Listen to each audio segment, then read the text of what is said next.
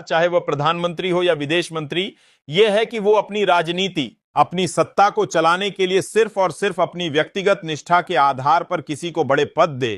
क्या यह वफादारी का पुरस्कार नहीं, बल्कि राजनीति में एक कुचली हुई व्यवस्था का हिस्सा है, जहां सच्चे, काबिल और निष्ठावान नेता कभी भी अपने मेहनत का फल नहीं पा सकते। इन सवालों को एक तरफ रखकर हम तो बस एक सवाल पूछते हैं, क्या सत्ता को इस तरह से निजी फायदे की खोज में लगातार सत्ता में बने रहने का हक है? जो उस पार्टी की सच्चाई है जो सत्ता के अंदर अपनी कुर्सी को न केवल मजबूत करती है बल्कि पूरे तंत्र को ऐसे बदलने की कोशिश करती है जैसे कोई राजतंत्र हो।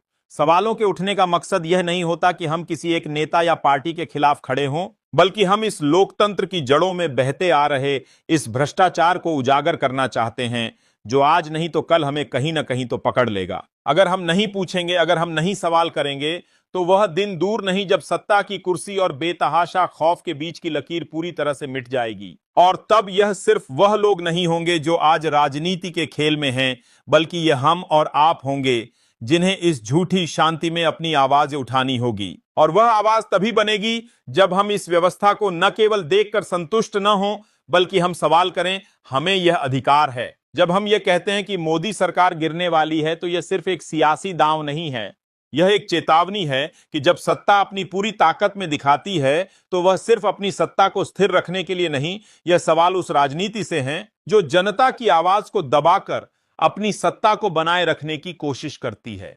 यह सवाल हम सबके हैं, सवाल खड़े किए गए हैं, इसलिए अब जवाब भी हमसे मिलने चाहिए, क्योंकि जब तक यह देश आवाज नहीं उठाएगा तब तक कोई सत्ता अपनी जिम्मेदारी से नहीं भागेगी। जवाब चाहिए, अब और देरी नहीं, बल्कि तंत्र को हर किसी के खिलाफ मजबूत कर देती है। क्या यही सत्ता का असली चेहरा है? क्या यही लोकतंत्र की असली सूरत है? यह सवाल आज उठाए जा रहे हैं, और इन सवालों के जवाब नहीं मिलते तो भविष्य में यह प्रश्न हमारी आने वाली पीढ़ियों के लिए भी बहुत खतरनाक हो सकता है।